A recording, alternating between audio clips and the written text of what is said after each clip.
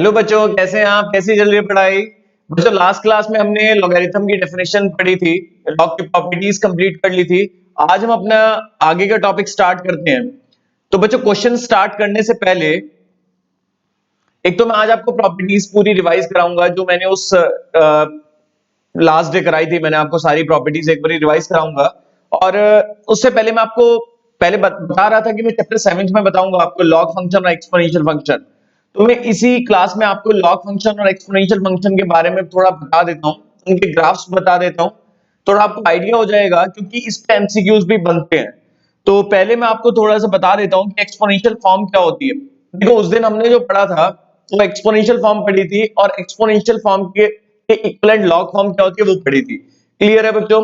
दरअसल हम यहाँ पर अब हम जो पढ़ेंगे वो एक्सपोनेंशियल फंक्शन पढ़ेंगे। तो बच्चों, एक्सपोनेंशियल फंक्शन क्या होता है?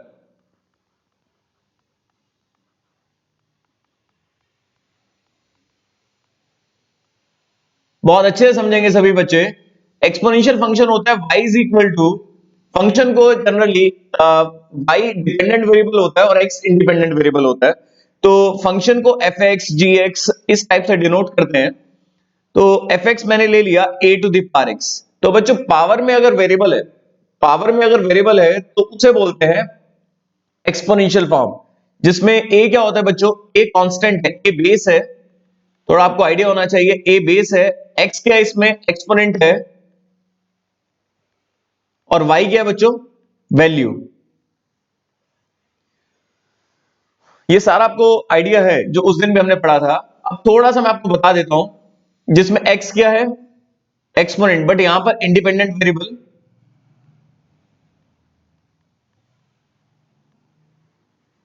और y क्या है बच्चों? Dependent variable.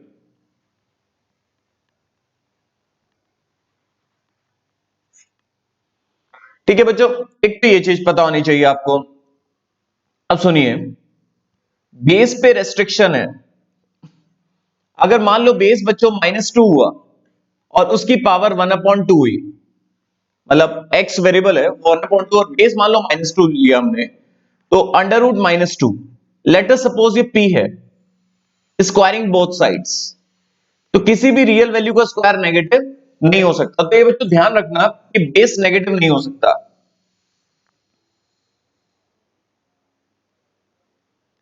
बेस क्या होना चाहिए? बेस क्या होना चाहिए? बेस ए 0 से बड़ा, 0 भी नहीं होना चाहिए, क्योंकि अगर बेस 0 हो गया तो वो कांस्टेंट की कैटेगरी में आ जाएगा। तो बेस पॉजिटिव होना चाहिए, और पॉजिटिव में 1 नहीं होना चाहिए।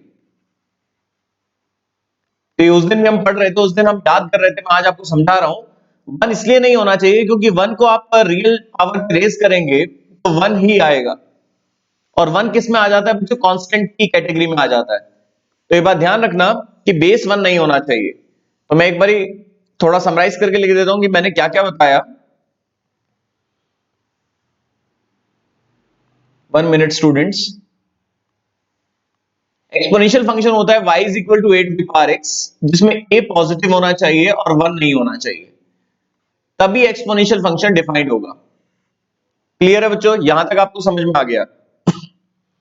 अब सुनिए, जब बेस पॉजिटिव है तो पॉजिटिव नंबर की कोई भी पावर हो, मतलब बच्चों अगर पॉजिटिव नंबर की पावर 0 भी है, मान लो 2 है, 2 की पावर 0 तो ये 1 है, और 2 की पावर अगर -3 है तो 1/8। मतलब आउटपुट हमेशा आएगा, मतलब y कोऑर्डिनेट हमेशा रियल ही आएगा। तो सिंस a जो है वो पॉजिटिव है और 1 तो ले ही नहीं रहे हैं, तो पॉजिटिव नंबर की कोई भी पावर और रिजल्ट, रिजल्ट जो आएगा वो डिफाइंड आएगा। तो y exist for all real x। तो x की कौन कौन सी वैल्यूज हम ले सकते हैं, ये भी हम यहां पर पता कर रहे हैं। एक्सपोनेंशियल फंक्शन में कोई भी रियल वैल्यू ले सकते हैं। तो इनपुट, इनपुट मतलब होता है बच्चों x। इनपुट क्या होता है? x। x मतलब होता है डोमेन। बच्चों मैं आपको पहले ही बता देता हूं, अगर थोड़ा बहुत इस क्लास में आपको कम समझ में आए, मैथ्स वालों को तो आ जाएगा, नॉन मैथ्स वालों को अगर कम समझ में आए तो निश्चिंत रहे, आपको ये चीज समझ में आ जाएगी फंक्शन चैप्टर में। फिर भी आप मुझे मेरे, 1 मिनट मैं बच्चों बताता हूं, फिर भी अगर कोई दिक्कत रहती है तो मैंने आपको व्हाट्सएप नंबर दिया हुआ है अपना 9358668687, इस पे आप अपनी क्वेरी भेज सकते हैं। मैं दोबारा एक क्लास नॉन मैथ्स वालों के हिसाब से ही बता रहा हूं, मैं फिर भी कोई भी डाउट रह जाता है तो मैं दोबारा से आपको रिकॉर्ड करके या फिर आपके डाउट्स के लिए जूम मीटिंग प्लान कर लूंगा, तो दिक्कत नहीं आएगी बच्चों। तो y exist for all real x, तो x की वैल्यू हो गई एनी रियल वैल्यू। अब बताइए बच्चों, सिंस बेस जो बेस है वो पॉजिटिव है, पॉजिटिव नंबर की कोई भी पावर हो, पावर 0 1 हो जाएगा, पावर अगर पॉजिटिव है 2 की पावर 3 2 की पावर 5, तो ऑब्वियसली कोई प्रॉब्लम नहीं है, पॉजिटिव आंसर आएगा। और अगर अगर बेस पॉजिटिव है, पावर नेगेटिव भी है, तो 1 में हो जाएगा, तो भाई कभी भी नेगेटिव नहीं आएगा। तो डिपेंडेंट वेरिएबल y क्या होता है? डिपेंडेंट वेरिएबल, जिसे रेंज भी बोलते हैं। ठीक है बच्चों, और इसे बोलते हैं बच्चों, ये सेट चैप्टर में पढ़ेंगे हम, बिलोंग। और कैपिटल आर का मतलब होता है बच्चों रियल नंबर्स। तो आप चिंता नहीं करें, तो y की जो वैल्यू आएगी वो 0 से बड़ी आएगी। अब मुझे जो बेसिकली बताना था आपको, जिससे कि मैं आपको और थोड़ा सा आइडिया दे दूं ग्राफ्स के बारे में, इसलिए मैंने आपको इस तरीके से बताया एक्सपोनेंशियल फंक्शन। तो एक्सपोनेंशियल फंक्शन क्या होता है बच्चों? y is equal to A to the power x, जिसमें a पॉजिटिव होता है, 1 नहीं हो सकता, और इसमें x की वैल्यू क्या होती है? All real values. ये नॉन मैथ्स वालों के हिसाब से मैंने इस तरीके से लिख दिया, ऑल रियल नंबर्स, और y जो होगा ओनली पॉजिटिव रियल नंबर्स।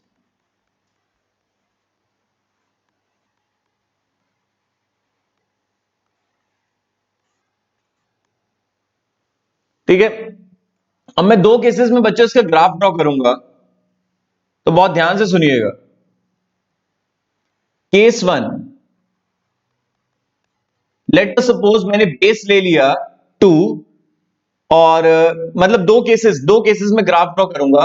एक केस जब बेस 1 से बड़ा है, तो 1 से बड़ा में सपोज मैंने ले लिया base 2, y is equal to 2 to the power x। अब एक मिनट रुकिए बच्चों, मैं बताने जा रहा हूं y is equal to 2 to the power x का ग्राफ। अब बताइए, जैसे जैसे इसका ना ग्राफ का ट्रेंड जो है बच्चों वो लर्न करना है हमें। जैसे जैसे आप x को बढ़ाएंगे और इंफिनिटी की तरफ लेके जाएंगे, बहुत बड़ी वैल्यू, तो y भी क्या आएगा? Tends to infinity, very large. और जैसे जैसे बच्चों आप x को माइनस इंफिनिटी की तरफ लेके आएंगे, बहुत छोटा, मतलब 2 की पावर -1 करोड़ सपोज, तो 1 अपॉन में हो जाएगा।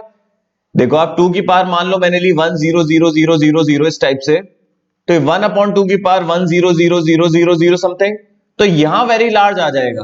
और किसी भी नंबर को बहुत बड़े नंबर से डिवाइड करेंगे तो क्लोज टू 0 आएगा।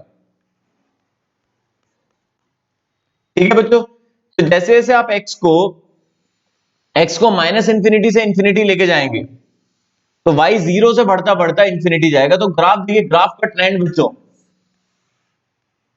हमें सिर्फ ग्राफ देखना है और लर्न करना है कि इसकी शेप ऐसे बनेगी, पॉइंट्स प्लॉट करके ग्राफ नहीं देखना। जैसे कोविड का ग्राफ है ना बच्चों, देखो वैसे ही, जैसे जैसे आप x को बढ़ाएंगे, माइनस इंफिनिटी से इंफिनिटी लेके आएंगे,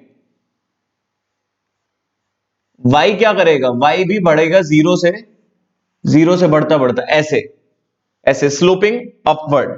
क्लियर है? तो y कभी भी 0 नहीं होगा, पॉजिटिव होगा। तो ये ग्राफ फर्स्ट, और y मतलब हाइट, हाइट जो होगी इस ग्राफ की, ठीक है, हाइट जो होगी वो 0 से बड़ी होगी, मतलब फर्स्ट और सेकंड क्वाड्रेंट में ड्रॉ होगा ये ग्राफ। ठीक है बच्चों, अच्छा ये ग्राफ जो है ये y एक्सिस को किस पॉइंट पे काटेगा? तो y पे x 0 होता है, तो 2 की पावर 0 1, तो 0, 1 से पास हो रहा है ये ग्राफ। ट्रेंडिंग याद रखना है आपने, जितने भी बेस ग्रेटर देन 1 वाले होंगे, अगर 3 टू द पावर x का ड्रॉ करूंगा बच्चों, तो 3 टू द पावर x नीचे से जाएगा।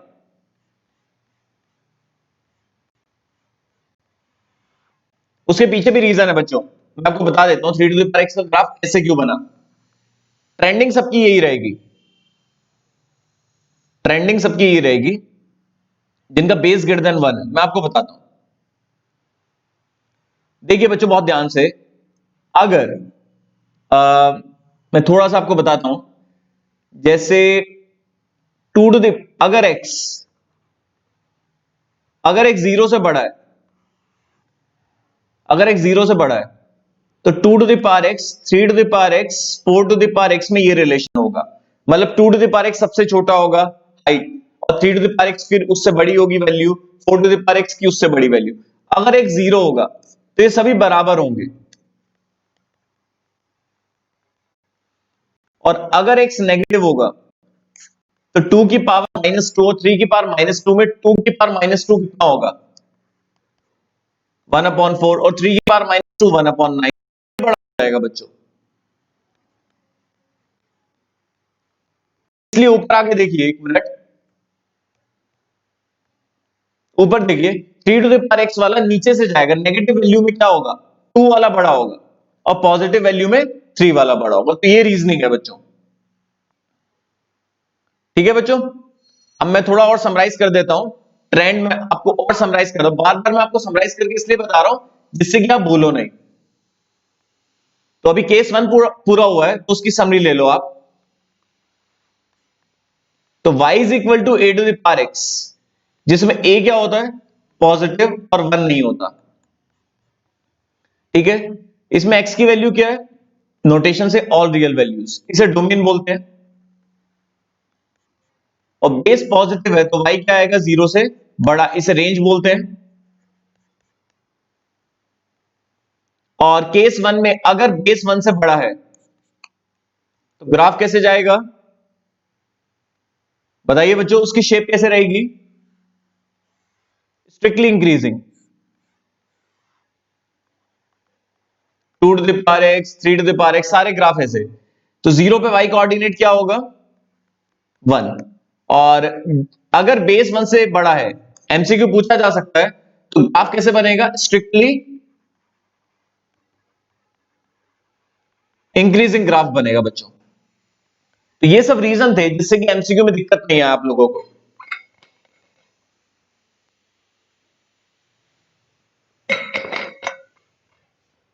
तो ट्रेंड याद रहेगा बच्चों।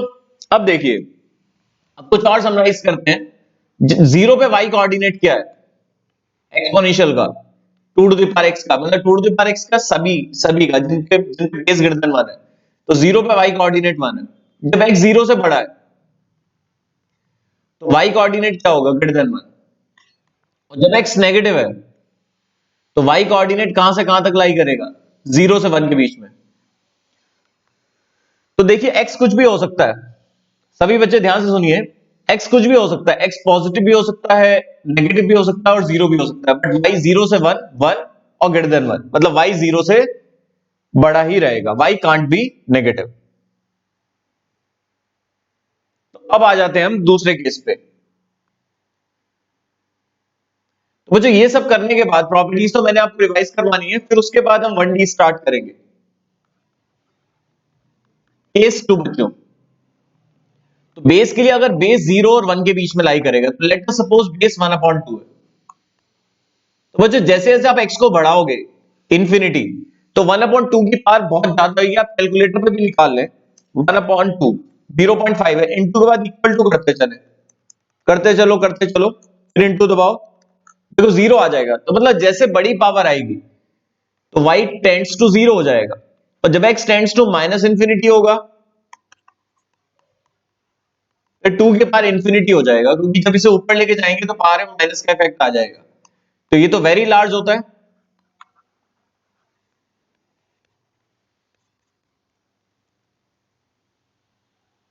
तो x माइनस इंफिनिटी से इंफिनिटी, x तो माइनस इंफिनिटी से इंफिनिटी जाएगा, और y का ग्राफ ऊपर से नीचे, तो बिल्कुल ट्रेंडिंग नीचे की तरफ रहेगा। तो बच्चों ध्यान रखना, जब बेस जीरो और वन के बीच में हो तो ग्राफ कैसे रहेगा, स्ट्रिक्टली डिक्रीजिंग। हाँ ये कॉमन चीज है, जीरो पे इसका y कोऑर्डिनेट भी वन है, क्योंकि आप खुद ही सोचो, इसमें भी अगर आप x को जीरो पुट करोगे तो y कितना आएगा, y बच्चों वन ही आएगा। क्लियर है। तो ये ध्यान रखना कि एमसीक्यू पूछते हैं, मैं भी समराइज करूंगा, थोड़ा सा और बताता हूं मैं आपको।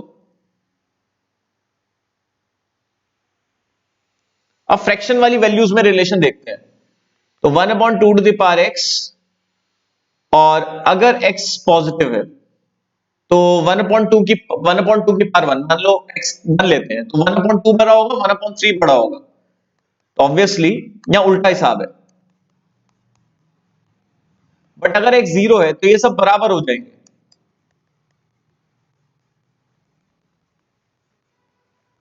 ठीक है बच्चों, और अगर x नेगेटिव है, नेगेटिव का मतलब क्या है, मान लो पावर -3 हो गई, तो 1/2 की पावर -3 बच्चों कितना होगा,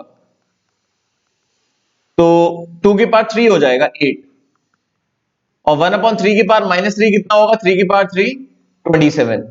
तो उस केस में 1/2 की पावर x छोटा हो जाएगा,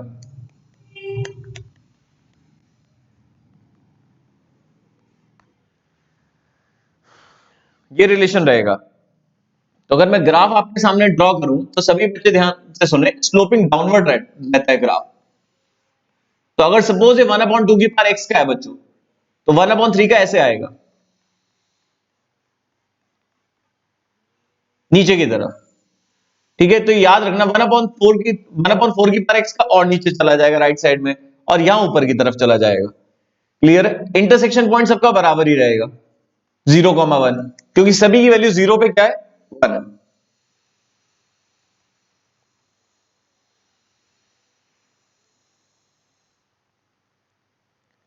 तो मैं कुछ चीजें याद करा देता हूं आप लोगों को।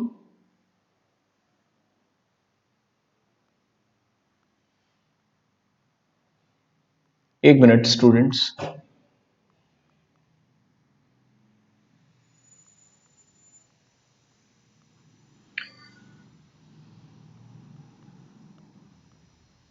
तो समरी क्या रहेगी, y is equal to a⁴x का ग्राफ और डोमेन वगैरह जब बेस 0 और 1 के बीच में लाई करेगा।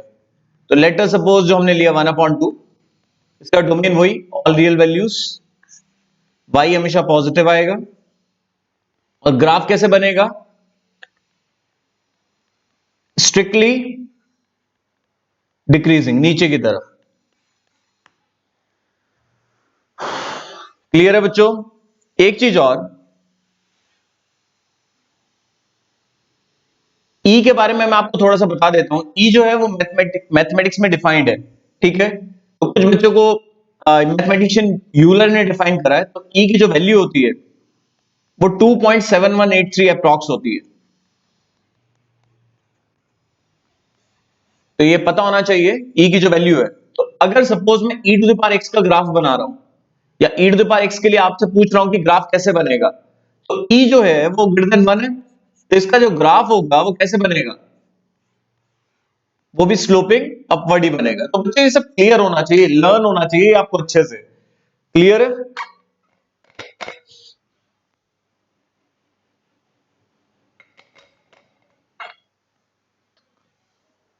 तो मैं पहले ही बता देता हूं कि जिन बच्चों को थोड़ा सा क्लियर नहीं हो रहा है तो फंक्शन का वेट कर लें। बट अगर बहुत मुश्किल नहीं है ये चीज समझना, बेस के लिए क्या बताया मैंने,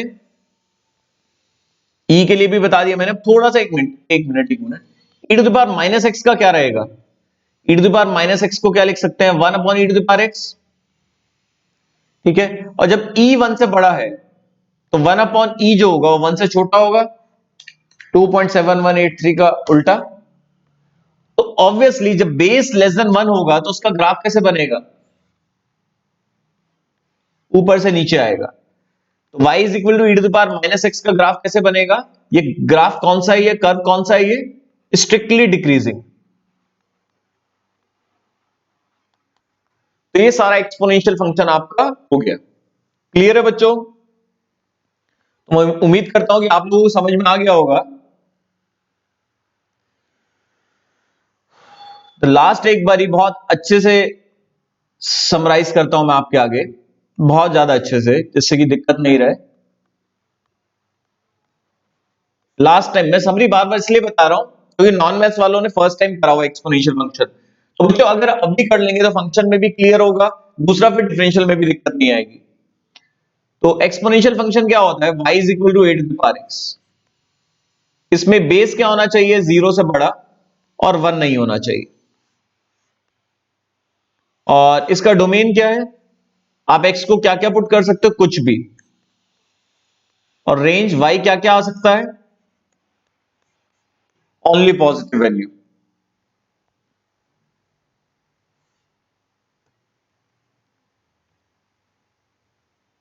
अब मैं आपको दो केसेस लेके बताता हूं।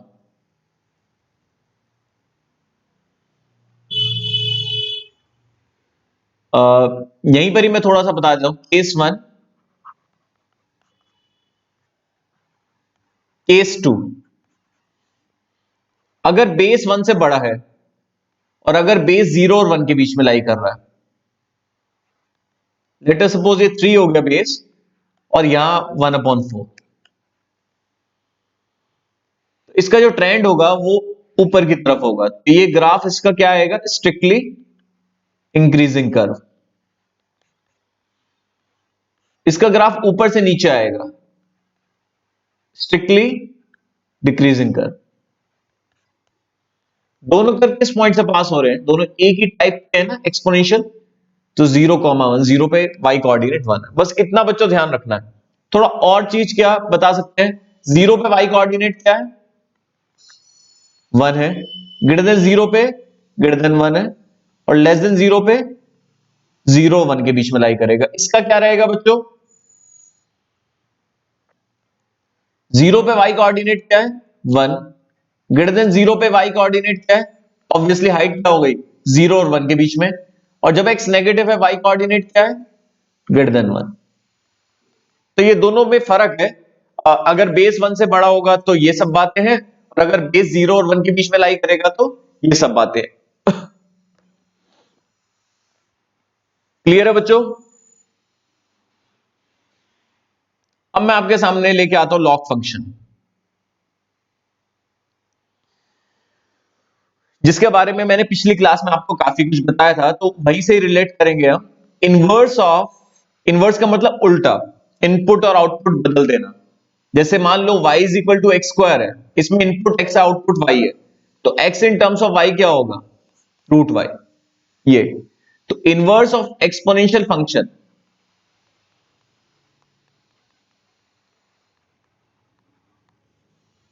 Is logarithmic function. Exponential function का इनवर्स क्या होता है बच्चों, लॉगरिथमिक फंक्शन।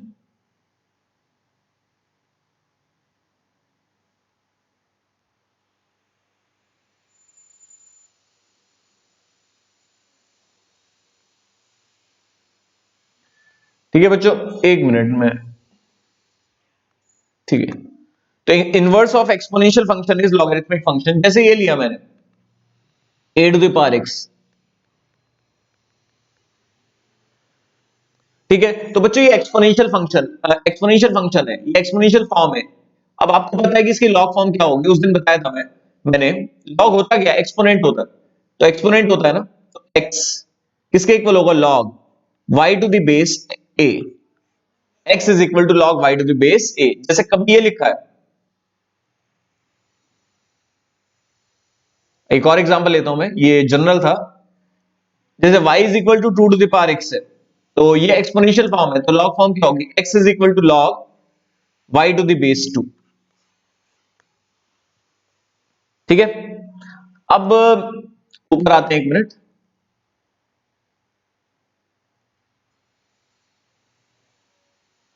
ठीक है, अब जैसे ये एक्सपोनेंशियल फॉर्म थी, ये लॉग फॉर्म बन गई। जनरली फंक्शन को इन टर्म्स ऑफ एक्स लिखा जाता है। तो बस ये बात ध्यान रखना कि जो एक्सपोनेंशियल का इनपुट है एक्स, वो इसका आउटपुट हो जाएगा। और जो एक्सपोनेंशियल का आउटपुट है वो इसका इनपुट हो जाएगा। एक्स की वैल्यू वाई वाली हो जाएंगी, जो इधर एक्स की वैल्यू है। क्योंकि फंक्शन को generally in terms of x लिखा जाता है, तो y is equal to log x to the base a, ऐसे लिखा जाएगा।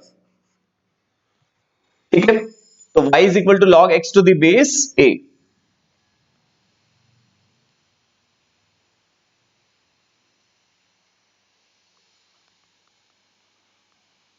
तो बिल्कुल सारी बातें उल्टी हो जाएंगी। जो एक्सपोनेंशियल का डोमेन है वो इसका रेंज हो जाएगा, और जो एक्सपोनेंशियल का रेंज है वो इसका डोमेन।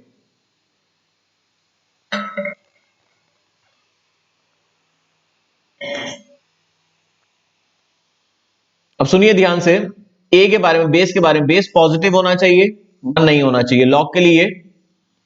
और जो उधर y है एक्सपोनेंशियल में, y पॉजिटिव, तो यहां पर x पॉजिटिव, वहां पर x कुछ भी हो सकता है, तो यहां पर y कुछ भी हो सकता है।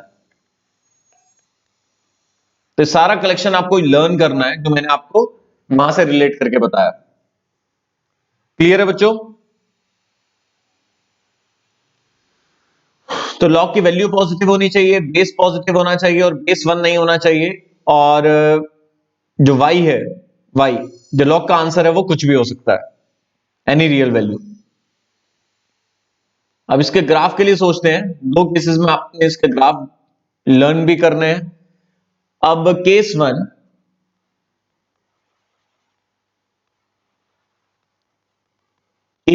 अगर जो बेस ग्रेटर देन 1 है,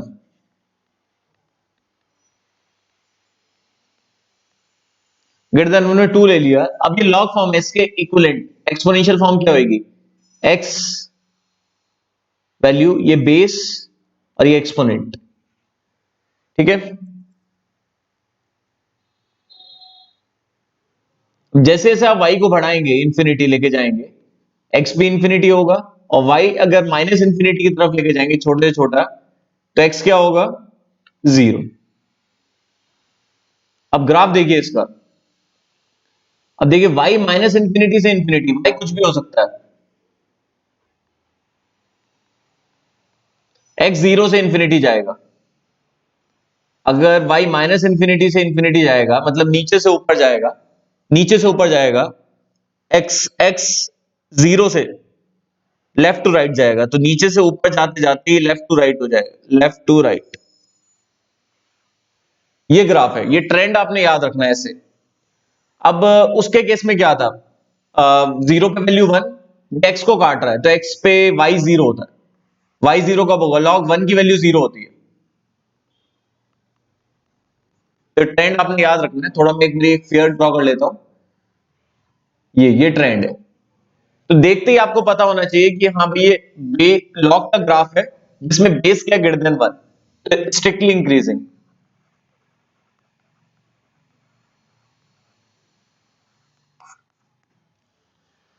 तो एक बारी मैं सबका सारा समराइज कर दूंगा। अब आ जाते हैं उस पे।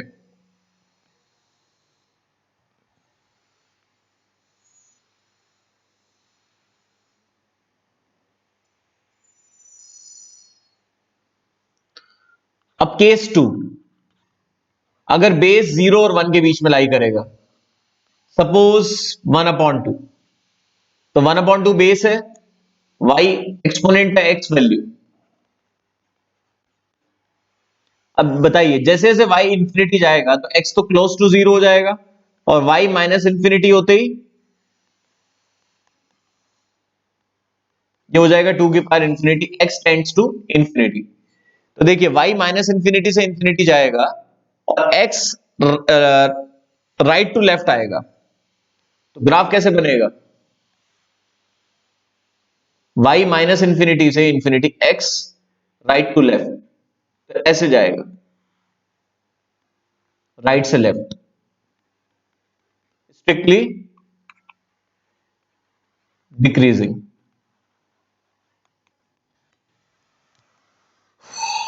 तो यहां तक क्लियर हो गया होगा बच्चों?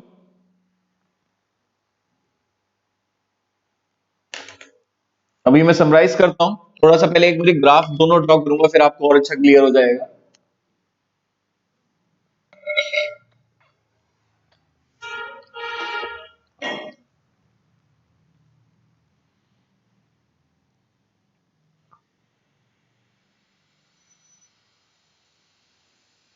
अब सुनिए, मैंने आपको सामने दो ग्राफ बनाए लॉग के। जब बेस 1 से बड़ा है, दूसरा ग्राफ जब बेस 0 और 1 के बीच में लाई कर रहा है, दोनों की 1 पे वैल्यू लॉग 1 0 होता है। अब सुनिए, जब x 1 है तो y 0 है, जब x 1 से बड़ा है तो y 0 से बड़ा है। देखिए, और जब x 0 और 1 के बीच में लाई कर रहा है, इस बीच, तो y नेगेटिव है। इधर आ जाओ, जब x 1 है, y 0 है। जब x ग्रेटर देन 1 है y नेगेटिव है, और जब x 0 और 1 के बीच में लाई कर रहा है y पॉजिटिव है। तो ये दोनों के ग्राफ का बिहेवियर है जो आपको लर्न करना है, समझ के ग्राफ दोनों का आइडिया हो गए तो दिक्कत नहीं आएगी। क्लियर है बच्चों? अब एक चीज और सुनिए, मैंने e के बारे में बता दिया था। अगर मान लो सिर्फ log लिखा है, पूरे पूरे फंक्शन की बात कर रहा हूं मैं, सिर्फ इस चैप्टर की बात नहीं कर रहा हूं, चैप्टर नंबर 1 की। चैप्टर नंबर 1 तो कंप्यूटेशन वाले क्वेश्चन है, उसमें अगर बेस मेंशन नहीं है तो बेस 10 लेना है। बेस 10 मतलब कॉमन लॉगरिथम। दो टाइप के लॉगरिथम होते हैं, एक कॉमन और एक नेचुरल लॉगरिथम। तो अगर कंप्यूटेशन वाले जितने भी क्वेश्चन है उनमें बेस 10 लेना है, और फंक्शन वाले क्वेश्चन में अगर बेस मेंशन नहीं है तो बेस ई लेना है। और ई की वैल्यू क्या होती है? 2.7183। तो ग्रेटर देन 1 है बेस, तो ग्राफ कैसे बनेगा? Strictly increasing. तो ये log x का ग्राफ है।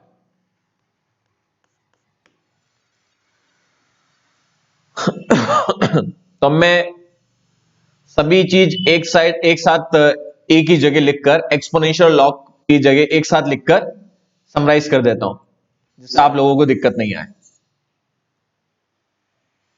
एक चार्ट में बता देता हूं मैं।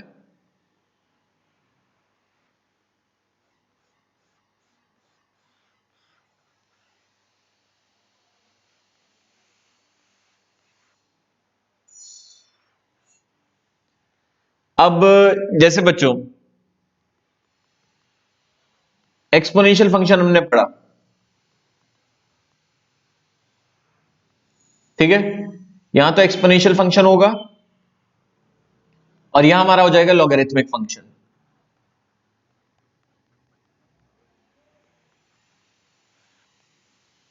Exponential function y is equal to a to the power x, a positive except 1, और y is equal to log x to the base a positive except 1।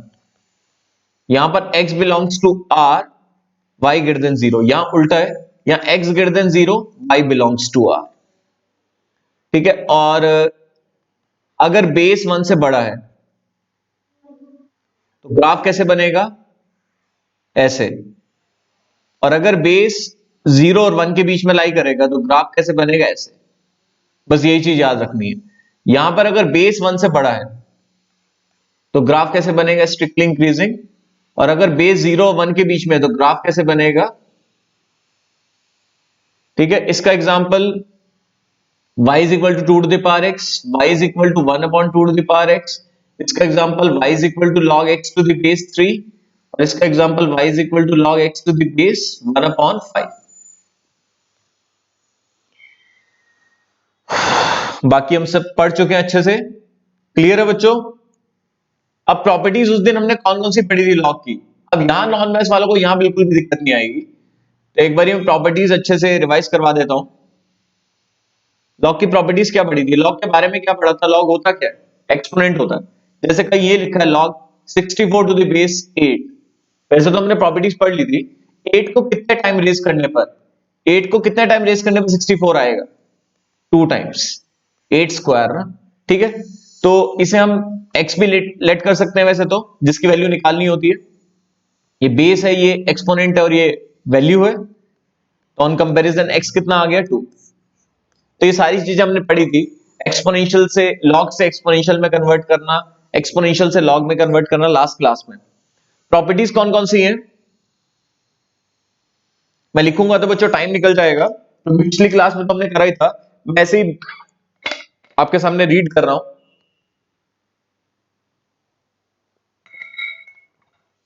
Last class को, इस क्लास को बहुत अच्छे से देखिएगा। लॉग ए बी क्या होता है मैं पहले ही बता चुका हूं। अगर बेस मेंशन नहीं है तो बेस 10 सपोज करना है। लॉग ए बी क्या होता है? Log a plus log b. Log a b क्या होता है बच्चों?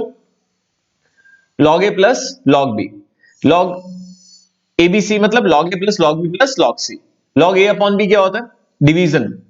डिवीजन लॉग एक ऐसा ऑपरेशन है जो डिवीजन को माइनस में कन्वर्ट करता है, क्योंकि बेसिकली लॉग एक्सपोनेंट होता है।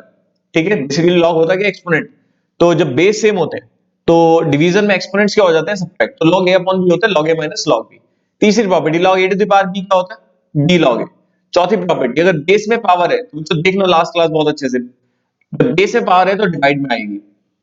तो सारी प्रॉपर्टीज आपने अच्छे से देख लेनी है, तो मैं मान के चल रहा हूं कि आपने देख ली है। अब हम स्टार्ट करते हैं बच्चों एक्सरसाइज 1D। तो ये मेरा टारगेट है, इसके मैक्स टू मैक्स क्वेश्चंस आज कंप्लीट करने हैं। तो स्टडी मटेरियल अपने सामने रखिए, एक्सरसाइज 1D स्टार्ट कर रहे हैं।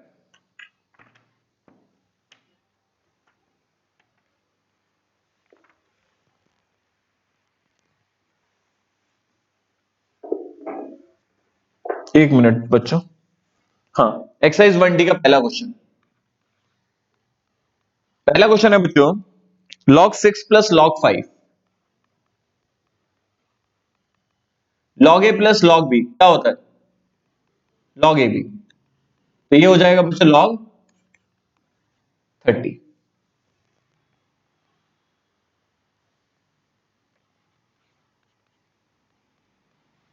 log 8 टू द बेस 2, 2 को कितने टाइम इरेज करने पर 8 आएगा?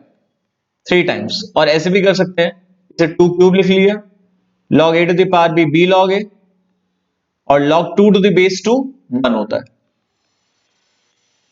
ये सारा पिछली क्लास में कर चुके हैं, तो दिक्कत नहीं आनी चाहिए।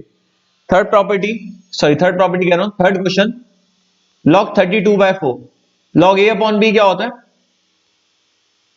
log a minus log b। तीनों क्वेश्चन बहुत सिंपल थे हमारे। चौथा question, log 1 into 2 into 3, log a b c क्या होता है? log a plus log b plus log c।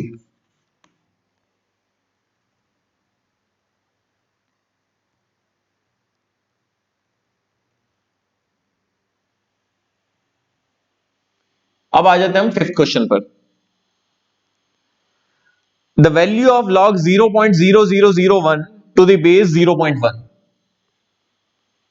0.0001 to the base 0.1।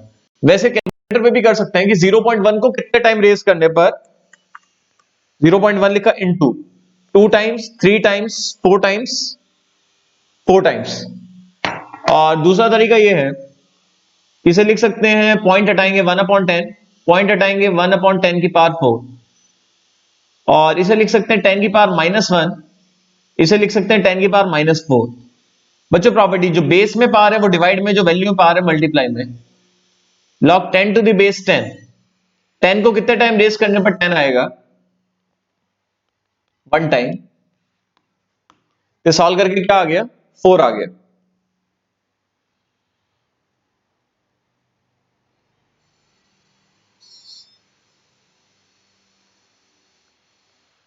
अब 6 क्वेश्चन करते हैं। 2 log x किसके इक्वल दिया हुआ है? 4 log 3, और x की वैल्यू निकालनी है। बच्चों इसे थोड़ा सॉल्व करें, 2 से 2 कैंसिल, तो log x आ गया 2 log 3। अब देखिए, मैं आपको थोड़ा सा बता देता हूं कि अगर log x log y के इक्वल है, तो अब log क्या होता है? एक्सपोनेंट होता है। जब एक्सपोनेंट सेम है और बेसिस भी सेम है, तो ऑब्वियस है कंपैरिजन करके x किसके इक्वल आ जाएगा? y के। ऐसे होता है। तो बच्चों इसके लिए यहां पर कुछ नहीं होना चाहिए, 1 होना चाहिए। अब 1 कैसे आएगा? बच्चों log की थर्ड प्रॉपर्टी क्या होती है? थर्ड प्रॉपर्टी होती है log a to the power b, b log a। तो जो बाहर मल्टीप्लाई में है वो पावर में आ जाता है, तो log 3 टू द पावर 2। अब देखिए, अब दोनों साइड log है, उनके साथ कुछ नहीं है, और बेस मेंशन नहीं है, तो बेस 10 मानेंगे सेम, तो x किसके इक्वल आ गया? On comparison 9। ऐसे करते हैं। तो 6 क्वेश्चन भी हो गया बच्चों हमारा। अब 1 मिनट ब्रेक ले लेते हैं, फिर हम स्टार्ट करते हैं आगे।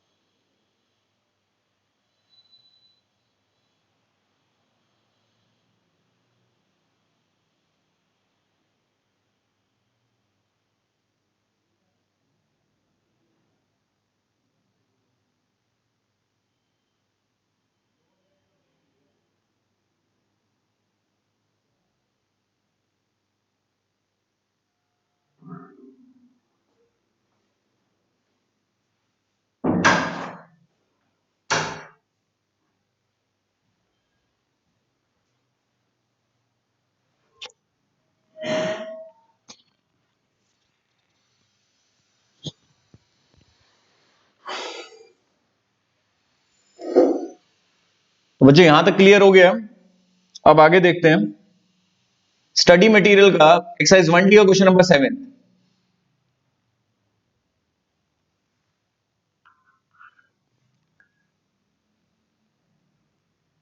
log 64 to the base root 2।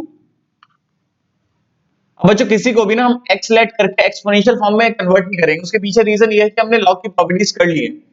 तो 64 को क्या लिख सकते हैं हम, 2 की पावर 6 और रूट 2 को 2 की पावर हाफ। जो बेस में पावर है वो डिवाइड में आ जाएगी और जो वैल्यू में पावर है वो मल्टीप्लाई में।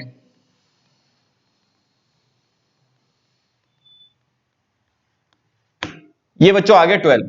कैलकुलेटर पे भी ले सकते हैं कि रूट 2 को कितने टाइम, रूट 2 लो कैलकुलेटर पे, रूट 2 को कितने टाइम रेस करने पे 64 आएगा, इंटू 2 3 4 5 6 7 8 9 10 11 12 12 पे आ रहा है बच्चों। ठीक है, अब मैंने आपको कहा कि एक्सपोनेंशियल में कन्वर्ट नहीं कर सकते। अगर आप सपोज करते, नीड नहीं है क्योंकि हमने प्रॉपर्टीज पढ़ ली ना, थर्ड और फोर्थ प्रॉपर्टी से ही ये सब काम हो जाता है। अब जैसे मान लो log 64 to the base root 2 है, इससे आप x लेंगे तो रूट 2 बेस हुआ, log exponent 64 2 to the power half whole power x is equal to 2 to the power 6। Basis same है तो x upon 2 is equal to 6 implies x is equal to 12।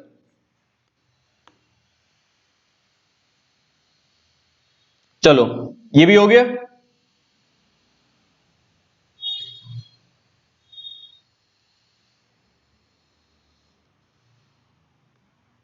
Eighth question, log 1728 log 1728 to the base 2 root 3। थोड़ा नीचे लिख दिया मैंने 2 root 3, वो देख लेना। चलो अब 2 को, अगर 2 को हम रूट के अंदर लेके जाते हैं तो बच्चों क्या लिखेंगे, 4 4 3 या 12, ये दो गया रूट 12। और 1728 के 12 में टूटेगा, 12 की पावर देखते हैं, 12 इंटू इक्वल टू 12 की पावर 3, ये 12 की पावर हाफ और ये 12 की पावर 3। जो बेस में पावर होती है वो तो डिवाइड में आती है और जो वैल्यू में पावर है वो मल्टीप्लाई में। और 12 टू द बेस 12 1।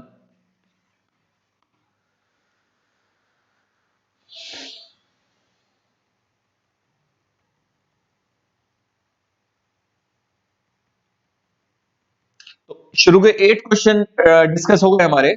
अब आते हैं 9th पर, log 1 upon 81 to the base 9।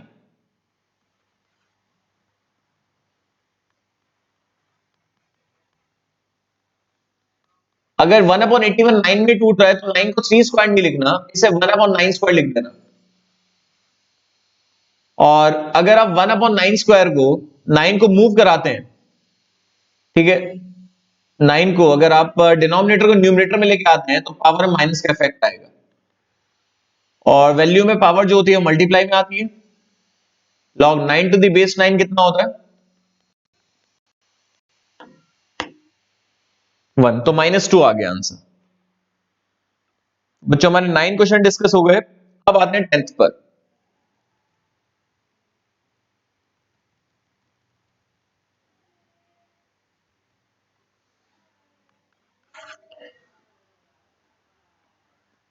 log 0.0625 log 0.0625 to the base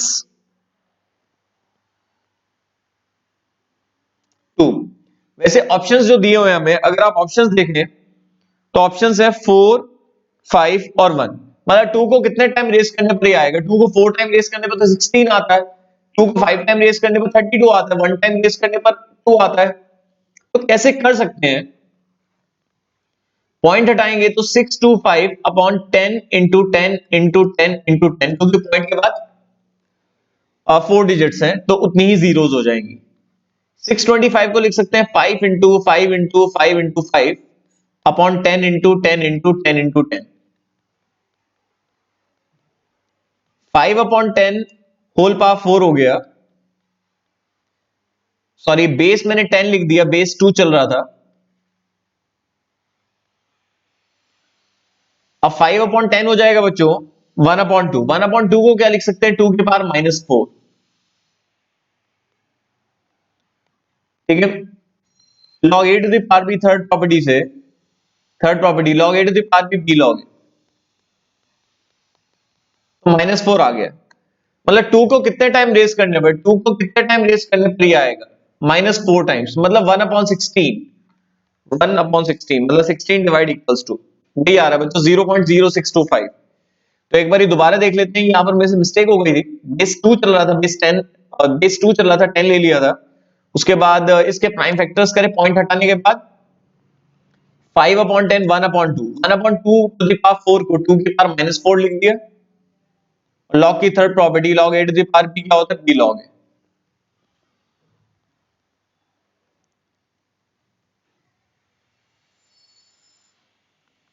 11th question, हमें log 2 दिया हुआ है बच्चों, बेस मेंशन नहीं है शायद, तो बेस तो 10 ही मानेंगे, नीड हुई तो 10 ले लेंगे, 0.3010।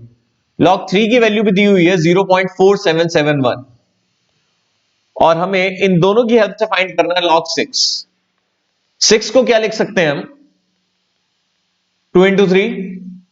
log a b क्या होता है, log a plus log b।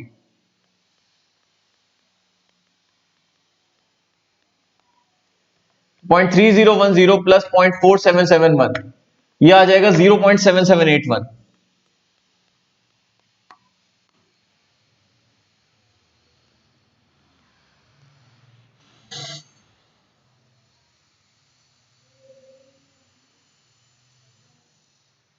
11th, ठीक है बच्चों, 10th भी हो गया हमारा, 11th भी हो गया। अब 12th क्वेश्चन देखते हैं।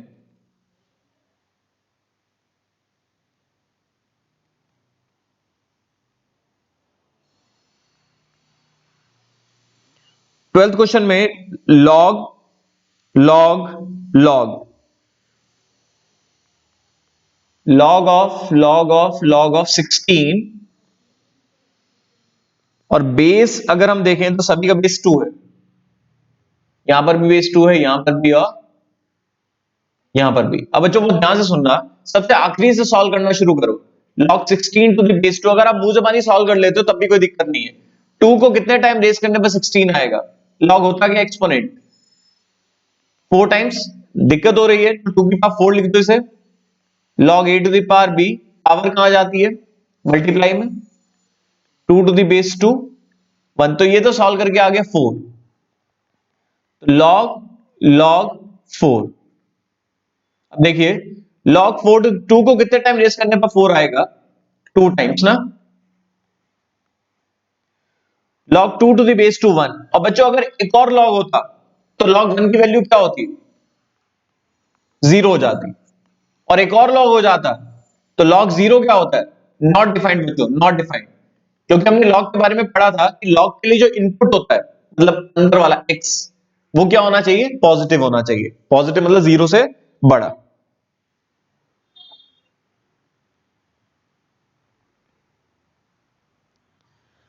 ठीक है बच्चों,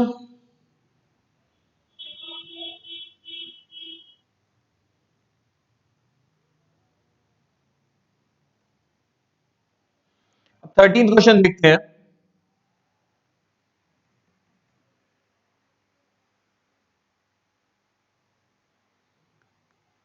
13 question, log 1/3 to the base 9। 9 को क्या लिख सकते हैं, 3 स्क्वायर, और 1/3 को 3 के पावर -1। बेस वाली पार्ट डिवाइड में, वैल्यू वाली मल्टीप्लाई में, log 3 टू द बेस 3 1, तो सॉल्व करके कितना आ गया, -1/2।